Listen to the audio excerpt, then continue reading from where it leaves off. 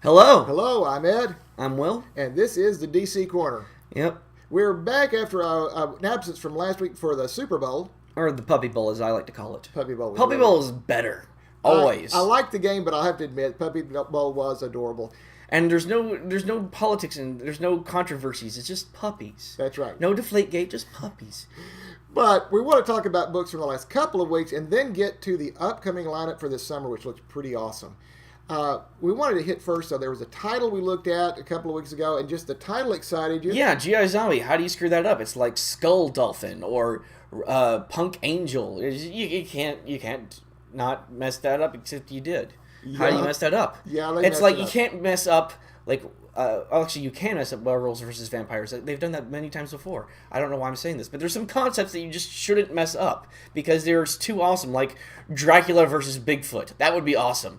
But you take these X makes Y things that should work and you flub them so horribly that I wonder how this got past your editors. So this is one where, in the story, when it came up, the biggest thing was... What story? Well, we were lost. We're coming on issue number 6. Yeah, to be fair, yeah, I mean, we're coming in on like the 6th issue, but Yeah. we didn't know what was going on because of that. But on the other hand, we don't know what's going on. I mean, we should have had some context clues to help us deduce what's going on, or at the very least know, oh, that person's the bad guy, like right away, because there's this woman that appears for like the first half of this issue. I didn't know she was the bad guy until near the end of the issue, and that would have been a great plot twist. But I feel like that it was probably not a plot twist. That this was common knowledge before I got in. Well, she was there to be seen nude taking. But not. I mean, it's not even just their cheesecake, but they had to make their villain like this pervoyeur. And it was it like felt excessive. You're already the bad guy that later in the issue nukes a place full of innocent employees. You don't need to add that to your resume. And to be clear, there are comic books that involve nudity that make sense for the story. Everything is there. This one was just. And even for cheesecake, it was just for the sake of it. It was not that great because they had the art style.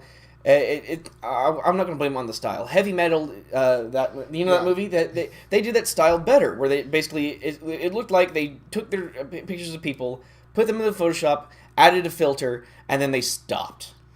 That's for half the panels. The other half of the panels looked completely unfinished. It looked like they started to draw them, didn't finish them out. As much as I bag on editors, where were the editors here? Where? So, other than the fact that we were completely lost in the story and there was never any clue to really help you catch on, and that the art was sort of strange, other than that, it was perfectly fine. Yeah, it was a perfectly fine mannequin-looking people that was that was creepy. So, maybe your cup of tea was not our cup of tea. But let's get to some other books. Gotham Academy number 4 takes us literally behind the scenes of the Academy in that Olive finds a secret passageway and starts finding out what people are thinking and saying when she's not around. That's an interesting sort of device there. But it's just this issue is to this comic book story arc as the bridge is to a song. It's to change up the music a little bit and to transition from one end to another while still keeping audience attention.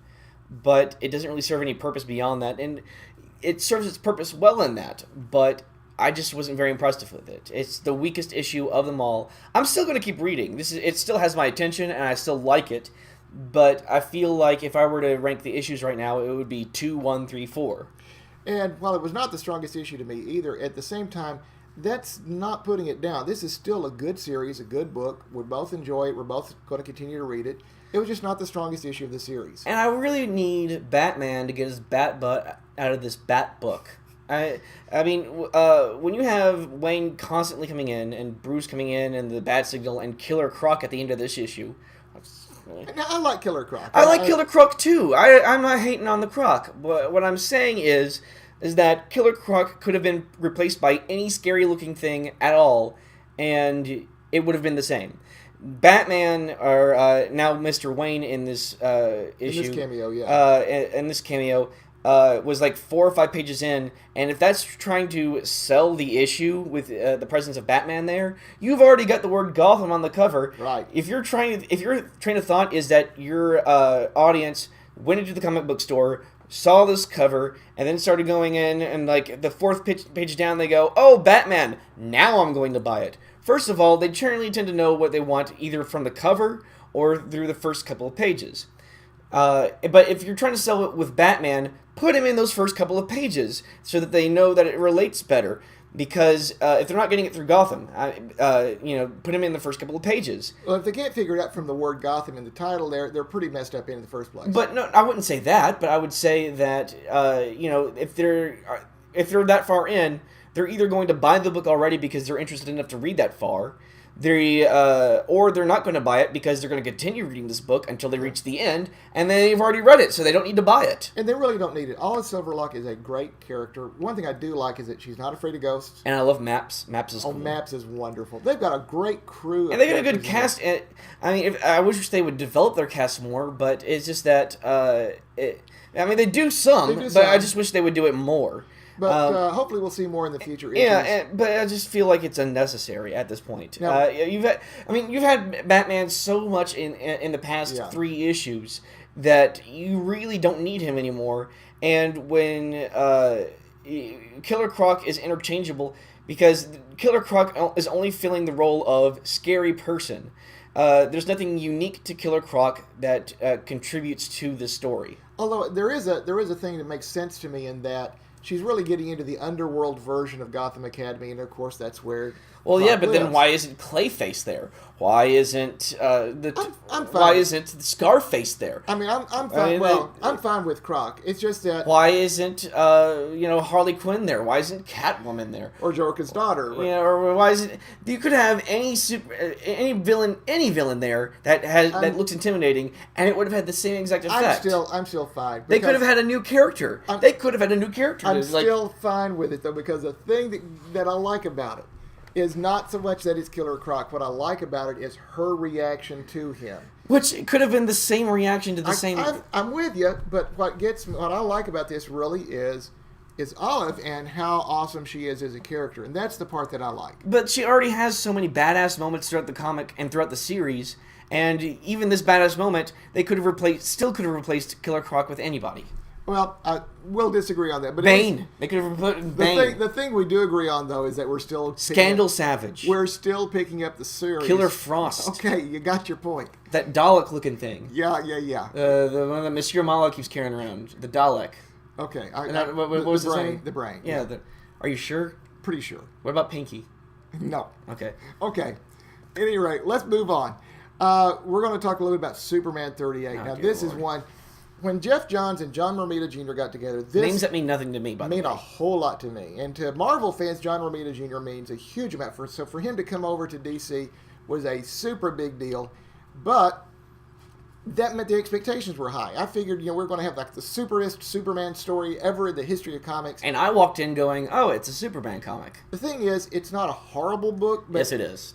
Well, it's not what you would think of from the hype. Now, they've got... This arc has Ulysses, who is sort of a counterpart, like a lot of other counterparts. Like Nuclear Superman, like Cyborg, like Metallo, like General Zod, like Evil Superboy, regular Superboy, Point taken. Bizarro Superman. Okay, point taken. Lex Luthor. But they said in every continuity. Ulysses was someone from Earth who was sent into another world, came back with powers. He's ready to, though, because his world is blown up now, his other world, he wants to blow up the Earth now. And so they have this really boring fight where they just run into each other a lot, and then they run into each other near a crowd of desperate people. Their lives suck, and they are in utter despair, and they can't wait to go to this utopia. Oh my god. No, it's gone. What do you mean it's gone?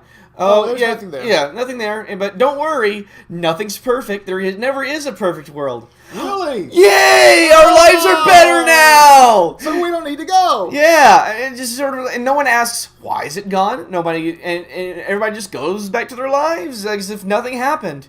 And then we have the Dragon Ball Z moment where, and I don't want to play this whole Simpsons did it game where like, oh, someone else did it first, but the art style with like it literally brought back very vivid memories of some Dragon Ball Z episodes where it was one of the very early fights between Vegeta and Goku. And Vegeta's like, haha, I'm going to make this ki blast so strong that it'll destroy the planet unless you take the attack and die. And Goku, I don't remember if that was one of the times he died. I mean, it's hard to keep track anymore. But, then, Goku does something and the day is saved. Yeah. But then it's almost an exact parallel. Ulysses goes, I'm going to destroy the planet because I don't have one anymore. And so Superman goes, oh, I can't allow you to do that, Dave. And he shoots his I-beams, and then the I-beams evolve into Super Saiyan mode. No, yeah. Super Flare. Yeah, Super Flare. Yeah. Solar Flare! Yeah. But that's just a little... DBZ fans will get that. And 90s kids only. Ulysses is depowered. And as we later figure out, Superman's depowered now for 24 hours exactly. And how they know he's 24 hours is amazing to me, because it's Batman who's taken him to the Batcave. Now, Superman no longer has his uniform because it got burned up. Actually, it's his armor. Right. The armor is burned up except for his cape. They're in the cave now. Bruce and Clark know who each other are. Bruce is taking him back to the Batcave, but he's still wearing his mask. I'm wondering why. It doesn't bother me as much, but I wonder furthermore. It's unnecessary. Because this is I know that they're never going to use his power again because of the arbitrary 24 hours you got depowered. Or they're going to bring it back once at the end of this arc to deal with the next bad guy. Well, this is for next issue when Jack Bauer comes in for 24. No, it's wrong. Sorry. It's just that they get to the prison part where, oh yeah, I had this prison, it's set up for Parasite, but I guess we'll put this guy in it now, and so... It works fine. So Ulysses, in the end, is so utterly replaceable that they literally use another villain's containment unit. I mean, this is like... like I said, there are a billion counterparts to Superman. You got your Bizarro Superman, you got your Cyborg, you got your... the one with the goggles. Oh yeah, the Eradicator. The Eradicator. Back in the Reign of the Superman thing. You've even got Superman's alternate selves: Blue Superman, Gray Superman, Future Superman. Yes, Future Superman from Batman Beyond. You've got like Lex Luthor as his dark counterpart. You've got the Toyman. You've got the Trickster. The Trickster's Superman, right? No. Yeah, I'm thinking of the one with the suit, the plaid suit. Oh, the toy. No, I just said Toyman. No, I don't know who you're thinking of it. But there is a good thing at the end, because obviously his armor's gone, so they got to redesign the suit. But then they give him clothes, and I'm like... Because clothes work, I can't talk, much better than armor. I don't get that. But, I mean, I like the design of the outfit. I do, too. And here's the thing. Now, this is just the little kid in me from the Silver Age. Superman's boots, I did not like in the New 52, because... In all of my years growing up, Superman's boots had a little V in the front that was at the very top, and when they got rid of that... But they originally had laces. Well, true, if you go way back to the very beginning, but I'm a child of the Silver Age, where you had the little V in the boots, and that's just a little thing 60s kids only! That's right. But I like the design of the suit. That's okay. But this is just not what we were thinking it would. What I was thinking it would be. And they waste so much time on this on the Daily Planet with, and they're ending the whole billionaire Jimmy Olsen plot, which I didn't even know existed. Yeah, that's been in the New 52. Well, Jimmy Olsen's been literally everything else. He's been Turtle Boy. Yeah, so why not a billionaire? And they sort of do this like hand waving of, yeah, those people are still miserable, but they have money now. And like I'm thinking, what, they might have things wrong with them that money can't solve, or maybe, but I will at least give them the credit. That's better than Superman's lame one-line speech. That nothing's perfect. Yeah. Bye. And I think it really just. And I'm okay. Superman don't care about any people. I'm glad they resolved the Jimmy Olsen thing, but it's still okay. In other words. Now, I'm going to speak a little heresy here. There was a time back when I was a kid that the King, Jack Kirby, came across from Marvel to DC. He drew Superman's pal, Jimmy Olsen comics. He introduced all of the new gods, and that's a lasting legacy that we're still glad to see today. As opposed to H.P. Lovecraft's old gods. But when he first came over, as a DC fan, I wasn't real happy because I didn't like the Marvel style applied to the character of Jimmy Olsen. I like the characters that he brought in, the new ones. I don't think this is Marvel style brought in. But it looked... It didn't come across, though, as awesome as I was thinking it would, hearing John Romita Jr. It was cartoony in a bad way. I know it's by definition cartoonish just by being drawn, but it felt less the animated adventures of Superman and more Danny Phantom. And I'm not hating on Danny Phantom, but the style is more cartoony, like what Butch Hartman would do, as opposed to something more serious. Right. And actually, Danny Phantom should be in the DC universe. That would be nice if he was. I'm just saying that right there. Danny Phantom should... Because that was a great cartoon. That was a great superhero cartoon, and I cannot believe that it's not in the DCU. So, any route... You got Static Shock and Batman Beyond in the DCU. It would be cool. Why not Danny Phantom? Oh, and we'll come back to Batman Beyond in just a little bit here, but for Superman 38, this Don't buy it. Well, it wraps up there. I didn't hate it, so I'm not going to tell did. you. But it was certainly not up to what I was hoping it would be. Now, Next time, Kakarot! Yeah. Now, Detective 39 continues the Anarchy storyline. Yeah, and we have. I have not been following this at all, so I'm coming in. I have been following it more. I like Anarchy, but I do have the context this time. I know what's going on. True. Manapul and Buccellato are a couple of my favorite creators, and they do a great job in terms of co-writing, and Manapul's art style is very unique. His names that mean nothing to me still. They were great on their run on The Flash. They moved over to Detective. I like how they do page layouts. I like their depiction of the character of Batman. If this was their page layout, I mean, it was nice. I'll say that their page layouts were clean and efficient, but they weren't amazing. Well, I've seen better page layouts from them in the past, although I still like what they do. I mean, it's no Asagi Yojimbo, but I still like it, and it was a credible story. The only thing is that we're really sort of. I wouldn't say it was an incredible story. Or credible, not incredible, but credible. We'll disagree, but anyhow, we're seeing that Anarchy is after someone else in Batman's Rogues Gallery. He's after Gallery. the Mad Hatter. And that's going to really lead up to what happens in the next issue. And there's Mad Hatter tech in that masks, which now guarantees that it was not Mad Hatter, just by virtue of the evidence leading to the Mad Hatter. That's how these plots work. Well, we'll see how it comes out in the next issue. I mean, if they decide to play this straightforward with Batman saying you can't have vengeance, which would be very ironic and hypocritical. Actually, I do think that the tech is really Mad Hatter, but no, I mean, I'm not saying that it isn't Mad Hatter tech. I'm just saying that it wasn't Mad Hatter that employed it. Could be. Because whenever they have clues that lead one way, it's either if it's the same issue, it's going to lead to the Mad Hatter. If this was like if this was a self-contained issue, it would have been the Mad Hatter. Right. But it's not. So 10-1, it was not the Mad Hatter, it was someone else. So we'll disagree. And of course, Batman's going to figure it out, and he's going to be like, and him and what's his face, Bullock. Yeah. And are going to be like, no, don't take your vengeance out on him. Take your vengeance on someone else because we have evidence that shows it was someone else. Now, I do like Harvey Bullock in this series. I've always liked Bullock as a character because he's in a good foil for the rest of the cast. He's disgruntled. He's not stupid, just disgruntled. And what I like in this run on Detective with Manapul and Buccellato is that they are giving Harvey some credibility as a detective. He may not be 100% right on everything. He may hate Batman, but he's not an incompetent cop. He's a good Lestrade. So, there you go. So, anyhow, that was good. So, we'll disagree a little bit on that, but at the same time, I still like it. Disagree a lot on that. It was just a mishmash of like I'll still things. Recommend it. It was a mishmash of just things happening. I mean, it was like G.I. Zombie. Just things happened, and they happened to be sequential. But it makes a lot more sense than G.I. Zombie. I mean, I will say it's coherent, unlike G.I. Zombie. It's just that it feels like just stuff happened. It didn't feel like there was anything connecting the events.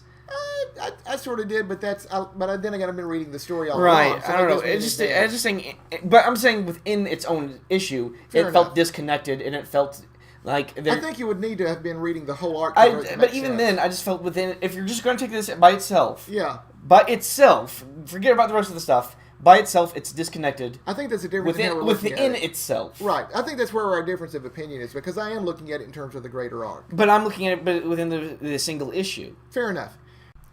All right, now we're going to talk a little bit about what's coming up this summer. All right, hit me. Okay, now this is after Convergence and Divergence, when they reestablish whatever their multiverse is going to be. And I think you guys heard my opinion about that last week. Yeah, so here's what they're going to have moving forward. They're going to go down to 49 books, so it's not a new 52 anymore. I don't care, really. Yeah, so there's several new books. I want to say it's 24 new books and 25 continuing books. The new books Batman Beyond. Always good. Always good. And written by Dan Jurgens and artist is Bernard Chang. That's a great team. Believe me, you'll love it. And next is the reason why I'm thrilled about the new books. Bat-Mite. Bat-Mite is awesome. I've never read a comic with Bat-Mite in it. I've never seen a show with Bat-Mite in it, but I love Bat-Mite. And this is another Dan Jurgens book. Now, Bat-Mite goes back from me back to the Silver Age, and this is actually before the new look Batman. Why am I doing air quotes again? But this is back in that age when Batman stories were a little more silly, and Bat-Mite had the powers of Mxyzptlk, but he wanted to be Batman. He had his own little Batman costume, and he'd try to help out. He's adorable. He would screw up it horribly. It was basically Fairly Odd Parents before Fairly Odd Parents, except Timmy wouldn't have been wanting the help in the first place. Right. So that's a 6-issue miniseries. In this analogy. Another 6-issue miniseries is Bizarro. Which is going to be awesome. That's right. And it's done sort of the cartoon style, which is pretty cool. And I think that's where the Western, the Butch Hartman-ish, cartoony style would work. Or the style from that short-lived Crypto series that was on Cartoon Network for like a couple of years. Black Canary gets her own book, which is way past time. And I just hope it's not going to be like her portrayal in Batgirl. Let's hope not. Constantine the Hellblazer, another Constantine book, which will be cool. This time by Ming Doyle, who is really good. Then Cyborg gets his own book, which I think is pretty cool. They've been promising that since the start of the New 52. Right. A book that I don't know a lot about, but I know the writer is great. It's Dark Universe. Actually, the team is great. James Tynion IV and Dark Universe, is this like the Dark Justice League? I'm not sure, but we'll see. Like with Zatanna and people I don't care about? I don't know. Green Lantern Lost Army, which is a new Green Lantern book. Doomed. Earth 2 Society. And it looks like it'll keep the Earth 2 characters from the New 52 versions of them, the younger versions, which is okay. I like those newer versions. And from the promo pictures, it looks like they're going to keep the Red Tornado, which that android in Earth 2 houses the soul of Lois Lane of Earth 2, which makes it sort of interesting. And you're still going to have Power Girl and the Black Superman, which is really cool, Val Zod. You'll have Jay Garrick, Alan Scott. You'll still have several others in there. It'll be good. They'll have Power Girl in that as well. Dr. Fate gets his own book, which probably will be the Middle Eastern version of the character, which is really neat. You're seeing a lot more diversity in here in terms of lead characters. Cyborg. But to me, the character's always been the Helmet. True. I have never seen Dr. Fate as anybody other than the Helmet. Harley Quinn and Power Girl get their own book together. I'm just a fan of the Harley Quinn book. You said it was the same person doing the Harley Quinn books? Yes. And I really liked the Harley Quinn Christmas special. I really like the Harley Quinn books. Except for that one little publicity stunt with the toaster. Yeah, but that was early. But Amanda Connor is in on this one along with Jimmy Palmiotti. And Amanda Connor... Wait. Amanda Connor from Terminator? No. But she's done Power Girl just awesomely in the past. So to put this team together on this book... I thought you were talking about characters for a second. I didn't know you were going to say artists. Brian Hitch comes back to DC doing a book, Justice League of America. And there will actually be 3 Justice League books moving forward. Actually 4, because there's Justice League 3001 by Keith Giffen. Wait, is that going to be with the Legion, the one with the rings? No, it's going to be different. But what they've had in this version is that there's people who they can somehow do some sort of implant or something, and it turns them into versions of the heroes from the past, but they sort of lose all their identity in doing it.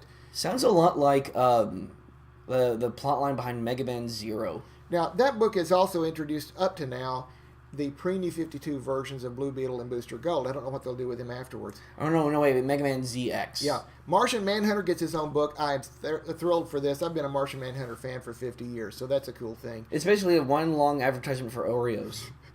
Or Chacos in this book. Oreos. Yeah. Midnighter of Stormwatch gets his own book. And this no, this is the Doctor, right? Dr. Midnight. No, different character. I do not know who this is then. For those who've been watching Stormwatch, this also gives an openly gay character in the DC Universe a title, which is good since they got rid of Batwoman. So at least they're bringing in Midnighter. There's a book called Mystic U. There's one called The Omega Man. Wait. Don't know. Batwoman is gone? She still exists, but her title's gone. The book's gone. It may come back. I know. Omega Men get their own book. There's a new book called Prez, which I don't know much about. Starfire's getting her own. Starfire, and her costume's been redesigned. It looks really somewhat like the Teen Titans. Yeah. Of course, Teen Titans Go just got a 3rd freaking season. Come on, Cartoon Network. Right now, instead of Red Hood and the Outsiders, Red Hood and Arsenal just pair up for a sort of a buddy book. Robin gets... Oh, they're buddy cops? One's by the book and the other one's a loose cannon on the loose? I hate to say it, but yeah, probably. I can tell you which one's the loose cannon. And so who's Huggy Bear? There you go. Robin, son of Batman. Oh, jeez. And a book called We Are Robin. We've already had Batman Inc. Might as well have Robin Inc. Then we're going to have Batgirl Inc. Then we're going to have, like, I don't know, Fire and Ice Inc. And then, like, Dove and other bird. Yeah, yes. The last book is Section 8, but that's the new books, and they're going to continue with 25 other books. Now, they will introduce more books as we go on. Ace Inc. Alfred Inc. There you go. The things that I like here, though, there is a greater diversity in the kinds of lead characters. You've got more women leads. You've got at least one gay lead. You've got at least persons of color. You've got different ethnicities. You've got a Middle Eastern character that's going to headline a book. That's good. And I also like that they're going for diversity in art styles. Oh, yeah. Because, look, I'm not hating on the art, on the house style. House style keeps things consistent. And, you know, so things are not too different from book to book. But I do wish people would experiment more, because the movies where, like, it's like we have an hour-long series and it's going to be taken, and it's done with 4 different directors and 4 different art studios, and that shouldn't be the exception to the rule. That should be the rule, where different people are allowed to do. Because as much as I hated The Batman, it at least brought a different style to it. And as much as I'm sort of on the Brave and the Bold cartoon, it was, again, a different style, and it owned its style, and I will give it props for that. And, you know, it might not have been Batman the Animated Series. It might not have been Batman Beyond, which, again, was still a slightly different style. But they experimented. They tried different things. And even if I don't like it, I like that DC is experimenting. Right, and there's different storytelling styles, a little bit of difference, and they're really trying to have something for everyone in the lineup. Although, they had me at Bat-Mite. Yeah, me too. I gotta admit, though, I don't know. I'm actually sort of glad to see some of the Teen Titans getting their own comics, but True. Part of me is like, oh, Cyborg's getting one, Starfire's getting one, and Robin's got like 8. So why not have like a Beast Boy or Changeling with his own, and bring back maybe the What's It Brigade? Oh yeah, what? Why not have Raven? Why not have Deadman? Why not have the Metamorpho? Metamorpho. Metamorpho's not existed in the New 52. We had Element. What? Yeah, we've had Element Woman, who is a different character with the same powers. Oh, well, at least they have that. That I'm willing to, but like, you can't just completely erase them. You know, like, I'd like to see every B hero have their day in the limelight, and not just as part of a series. Like the 52 in the countdown. 52 was awesome. 52 in the countdown. It was awesome, but I would like to see it expand more, where like Katana gets her own comic. Well, she did. She actually did, and it didn't say. Again, and like Dial H for Hero would get that back, or was that DC? That, you know what? They actually did try Dial H for Hero or a new version of it in the New 52. You mean Ben 10? No, well, yeah, but it just didn't sell as well, which is a shame, because I liked. Actually, why doesn't Dial H for Hero sell well while Ben 10 does? Good question, and I don't know.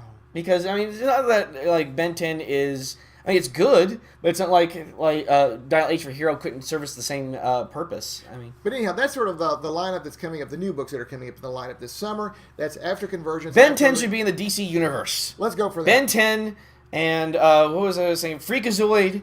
And Danny Phantom. Now, there's really, especially with Freakazoid, there's no reason for him not to be, since that's a Warner property. I know. That would be great. I mean, and it was like, it needed more. At least give it another season, if not like a comic series. I mean, just. But now here's what's coming up sooner than that. We got to talk about what's coming out Wednesday. Do we have to? Yeah, actually, there's some good books. We don't have to, but we want to. He wants to. I definitely want to. Batman Eternal number 45 comes out. Oh, great. Oh, listen, I love. Oh, no, Batman Eternal. I thought you said got nothing by midnight. No. Batman Eternal, which is awesome. Earth 2 World's End. Okay. Green Lantern Corps. Justice League 3000. Justice League United, which should help us get farther along with the Legion of Superhero storyline. Scooby-Doo is DC? Yeah, believe it or not. Wasn't that a Hanna-Barbera property? I thought Hanna-Barbera had its own comic. They've licensed it out here. Future's End comes out. The new Suicide Squad comes out. Now I'm excited for that. Yes. And Secret 6 #2 comes out, and I'm real excited for that. That's the next comic of 9 Hours, 9 Doors, 9 Persons. Yeah, and then it really is sort of like that. Yeah, and that's kind of why I like it. No judgment that's a here. compliment, actually. Yeah. And then World's Finest comes out, #31. That's sort of smattering of some of the books. Now, hopefully later tonight we're going to get the Comics Week in Review up, where we'll be talking about not only what's coming up this summer from DC, but also the all-new, all-female Avengers lineup over at Marvel. We'll be talking about all the indies that are out. They'll be talking about it. I'll be doing something else. And if you want to check a couple of things out in the meantime, we have a fairly recent interview up with the creators of Nutmeg, which is a wonderful tween book. It's a great book that's coming out from Action Lab. And we talked with the creators. We have an interview up on the site, so be sure to check that out. Up. It's fun. These are good guys. I like talking to these guys. They've got their act together. And yeah, I sat in on the interview, and by sat in, I was like right across the way because that's where my room is. But but you got to hear the whole thing. I heard the whole thing, and it was pretty good. Yeah. But be sure to check with that, and be sure to check with us again next week for another DC Corner.